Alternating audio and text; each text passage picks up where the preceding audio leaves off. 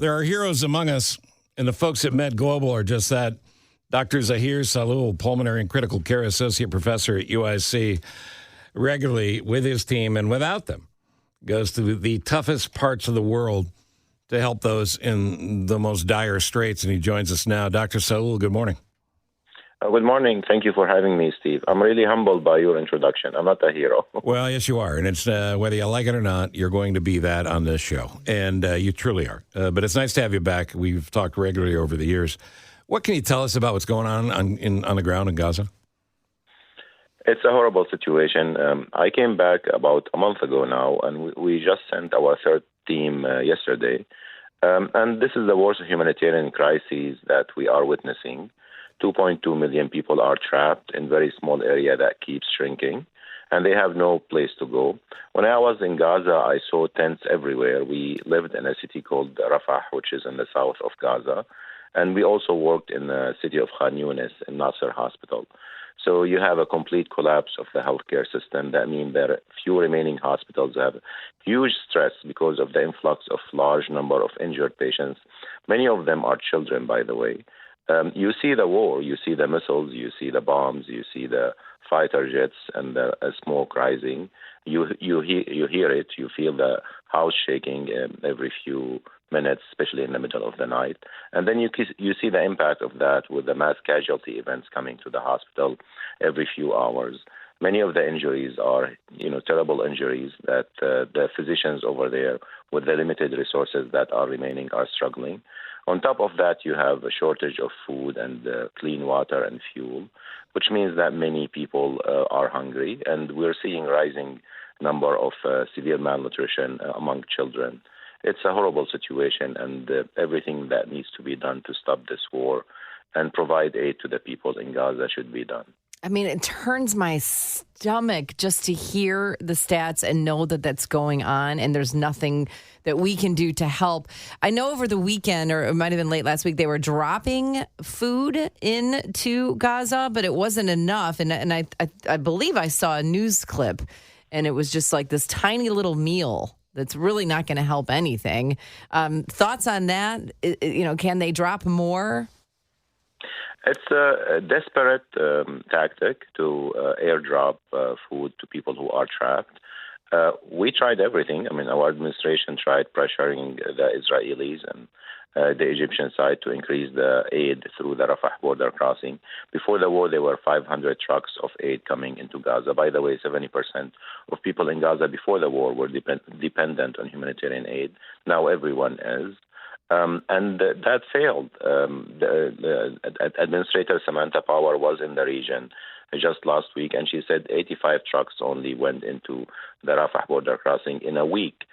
So instead of increasing the aid, it's being decreased because the fact that Israel is not allowing the large number of trucks coming through the Rafah border crossing and Karam Shalom border crossing.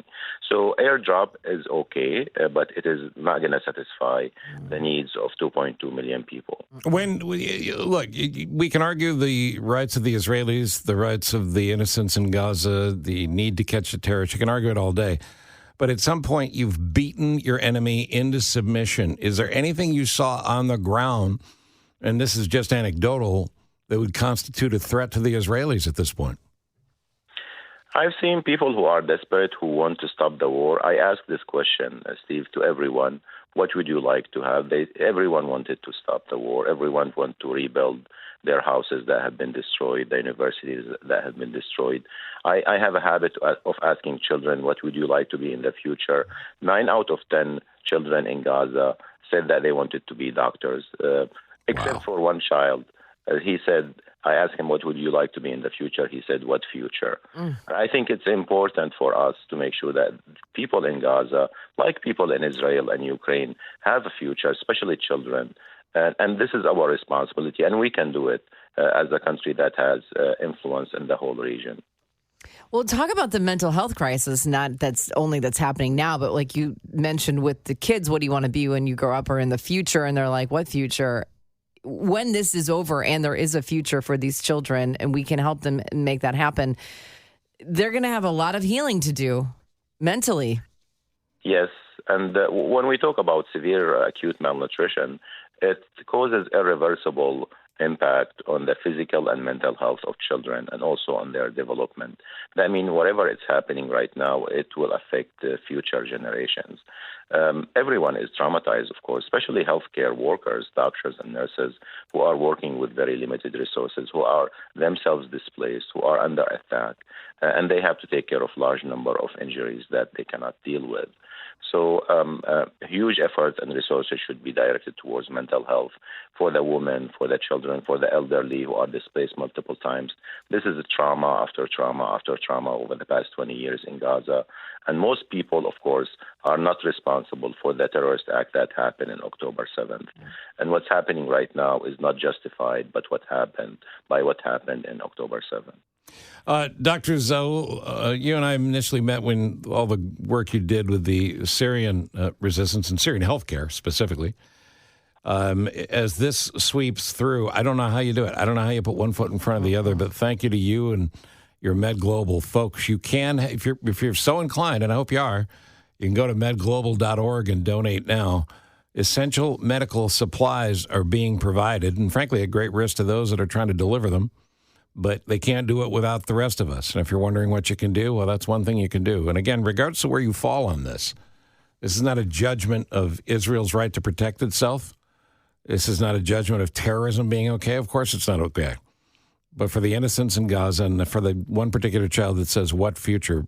I hope you'll consider donating. Again, it's medglobal.org. Dr. Sahloul, thank you for coming on, and God bless you. Thank you. Thank you, Steve.